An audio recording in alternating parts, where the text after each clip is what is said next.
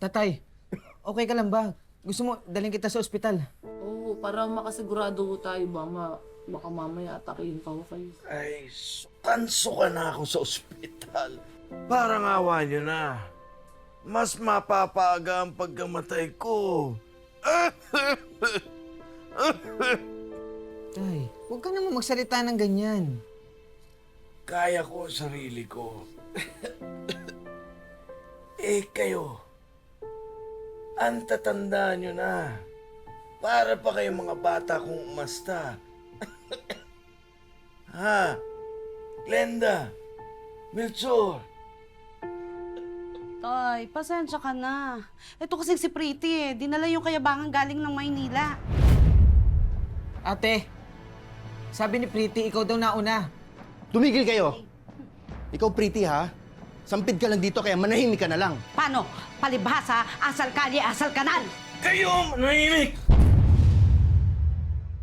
Kayo manahimik! Tay! Tay! Alam ko ang ugali nyo. Hindi kayo marunong umamin sa inyong mga kasalanan. Ayaw na ayaw ninyong pinagsasabihan.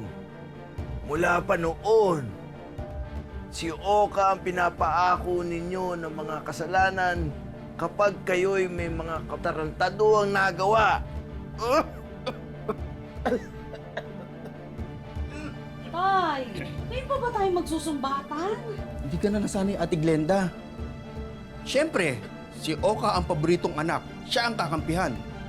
Simula nang dumating sa buhay natin yan, nawala na ng amor si Tatay Palito sa ating dalawa. Hindi totoo yan, kuya. Mahal niya tayong lahat. Huwag kang plastic, Oka! Alam ko, ayaw mo sa amin. At ayaw din namin sa'yo. Hindi ka namin matatanggap na kapatid dahil ang nakalak sa labas. Pangit! Pangit!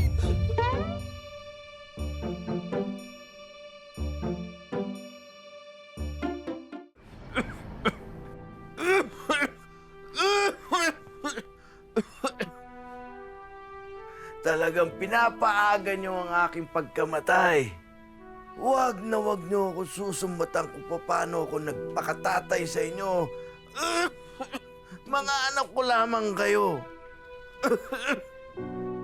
May sakit ako at malapit na akong mamatay. Pero huwag niyo namang samantalahin na mahina ako. Melchor, Glenda, alam ko kung bakit mainit ang dugo niyo kay Oka. Dahil ito sa hatian sa lupa. Ayaw niyo siyang kahati.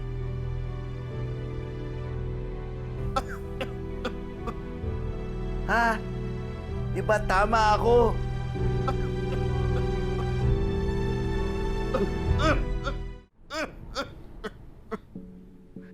Pues, kung sa tingin nyo may maasahan kayo, nagkakamali kayo, wala kayong matatanggap.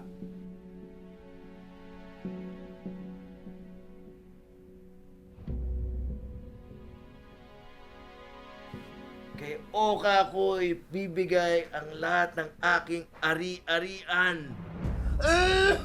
Tay! Tay! Tay!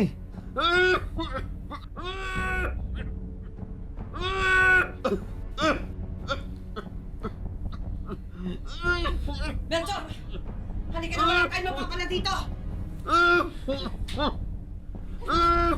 Tay! Tay, i-relax mo yung sarili mo. Baka kumapano ka na naman eh.